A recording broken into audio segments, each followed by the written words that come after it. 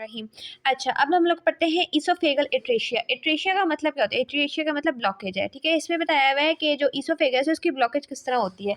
हमने ईसोफेगस का पढ़ा था कि ईसोफेगस की ब्लॉकेज हो रही होती है कि ट्रेकियो ईसोफेगस फिस्टुला, जो ट्रेकिया और इस ईसोफेगस को अलग कर रहा होता है। इसका डिफेक्ट हो, ठीक है, इसमें डिफेक्ट होता है, या फिर जो है कैनालाइजेशन में ब्लॉकेज देखिए किस किस तरह से हो सकती है कि दो ट्यूब्स नहीं अलग हुई, उसका जो कैनाल है वो नहीं बना, ठीक है। तो इसमें बना है कि जो ट्रेकियोएसोफेजियल सेप्टम है ना, उसकी डेविएशन हो गई है।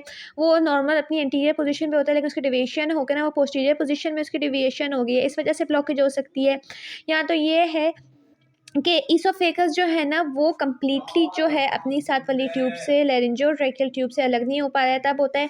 और इसमें है कि आइसोलेटेड एट्रेशिया होता है। आइसोलेटेड एट्रेशिया क्या होता है कि जो ईसोफेगस की रिकैनालाइजेशन है ना, दोबारा उसमें से जो कैनाल बनता है 8th वीक में जो बनता है वो नहीं बन रहा होता। इसमें है कि फेलियर, मतलब वो बिल्कुल नहीं बन रहा होता, इस वजह से इसका एट्रेशिया हो रहा होता है, ठीक है। अब इसमें हम लोग क्या कहेंगे कि बेबी जो है वो फूड नहीं, जो एमनियोटिक फ्लूइड होता है उसमें वो नहीं इंजेस्ट कर पा रहा होता है, जिसकी वजह से बहुत सारा जो है ना फ्लूइड बाहर हो जाता है, पॉलीहाइड्रोमिनियस हो जाता है, एक्यूमुलेशन हो जाती है excessive amount of amniotic fluid की। अब इसमें क्या हो रहा था कि इसके सिम्टम्स क्या होते हैं कि जो बेबी है ना उसमें ड्रूलिंग हो रही होती है। ड्रूलिंग का मतलब है कि उसमें सलाइवा जो है ना वो निकल रहा होता है उसके फेस से। फिर बेबी जो है ना, कोई भी उसको जब ऑरल फीडिंग करवाओगे तो वो जो है ना उसको रिजेक्ट कर देगा फ़ौरन से। उसकी रिगर्गिटेशन और कफिंग के मतलब एकदम से उसे खांसी आंसी आएगी और वो रिजेक्ट कर देगा, क्योंकि इसके स्टमक में भी नहीं जा रहा। तो इसका मतलब ये है कि इसमें वॉमिटिंग नहीं होगी, क्योंकि इसके स्टमक में नहीं जा रहा है, पहले ही ईसोफेगस से इसको जो है ना निकाल दिया, तो कफिंग और रिगर्गिटेशन होगी। दूसरा ये है कि अब इसको हम लोग ठीक कैसे करेंगे, इसमें जो है कैथेटर पास करेंगे ये सारा। फिर जो है उन्होंने बताया हुआ है कि जो ट्यूब है ना वो अरेस्ट होती है प्रॉक्सिमल ईसोफेगल पाउच, ठीक है। अब आते हैं हम लोग ईसोफेगस स्टेनोसिस। ईसोफेगस स्टेनोसिस का मतलब होता है नैरोइंग।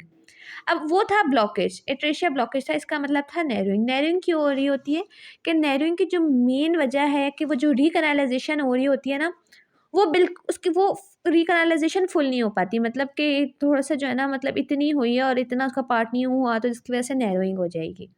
लेकिन एट्रेशिया में ये था कि उसमें फेलियर, रिकैनालाइजेशन बिल्कुल ही नहीं हो रही थी। इसमें ये है कि ये इनकम्प्लीट है रिकैनालाइजेशन, और ये 8th वीक में होता है, ठीक है। और इसका ये भी है कि जो ईसोफेगस स्टेनोसिस है ना, कि उसमें ईसोफेगियल ब्लड वेसल्स जो है ना वो नहीं डेवलप हो पाएँगी, तो उसकी वजह से जो है ना ईसोफेगस स्टेनोसिस होता है।